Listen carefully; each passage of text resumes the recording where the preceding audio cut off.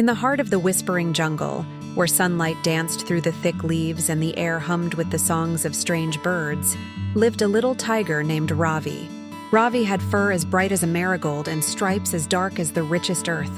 But unlike his strong father or his graceful mother, Ravi felt small and quiet. You see, Ravi was shy. The loud roar of the waterfall made him jump. The deep, shadowy paths between the banyan trees made his heart beat like a tiny drum. While the other young animals chased and tumbled, Ravi preferred to stay close to his mother, watching the world with wide, careful eyes. He wished more than anything to be brave, but his courage felt like a tiny, flickering firefly in the vast jungle night. One afternoon, a great celebration was being planned. The Jungle Jamboree, a feast of ripe mangoes, sweet berries, and games for all. Ravi's mother nuzzled him gently. "Ravi, my love, we need you to be a big help. Can you take this basket of shining berries to your grandmother Bali? She lives on the other side of the singing river. It's an important job for the Jamboree." Ravi's stomach did a little flip. The path to the singing river was long, and he had never gone so far alone.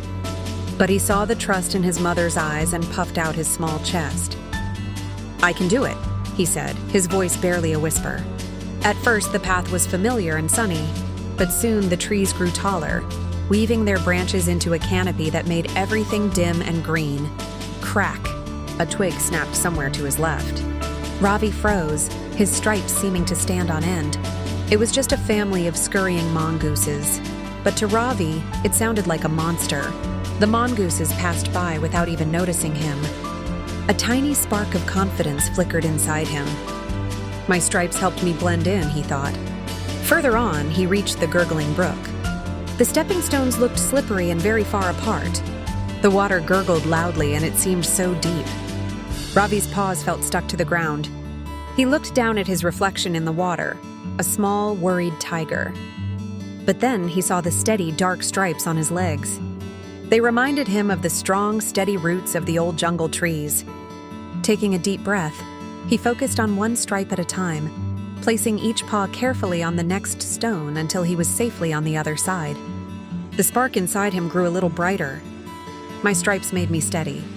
The final challenge was the dark gully, a deep dip in the land where the sun hardly reached.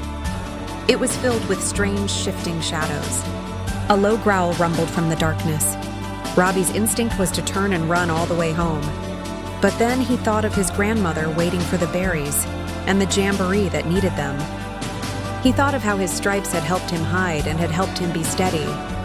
He took the deepest breath he had ever taken, filled his small lungs, and let out a sound. It wasn't the mighty roar of his father, but it was a brave, strong little growl of his own. The shifting shadow stopped. Out from the gully trotted a lonely, lost leopard cub who had been trying to mimic its mother's call. It wasn't a monster at all. The cub, seeing a fellow adventurer, rubbed against Ravi's leg, and together they found the path out of the gully. When Ravi finally saw the sparkling, singing river and his grandmother's cozy den, he felt taller. He delivered the berries, his heart swelling with pride. That evening, at the Jungle Jamboree, the air was filled with laughter and music. Ravi sat with his family, listening to the stories. When his mother asked, "Was the journey scary, my little one?" Ravi didn't shy away. "It was," he said honestly. "But my stripes helped me. They helped me hide when I was nervous. They helped me be steady when I was scared. And they reminded me that I carry a little bit of the jungle's strength with me everywhere I go."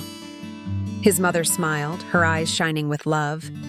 "Ravi," she said softly, "your stripes have always been there. But today you found the courage that was inside you all along." And for the first time, Ravi truly believed it. He wasn't just a little tiger anymore. He was Ravi, who had crossed the jungle alone.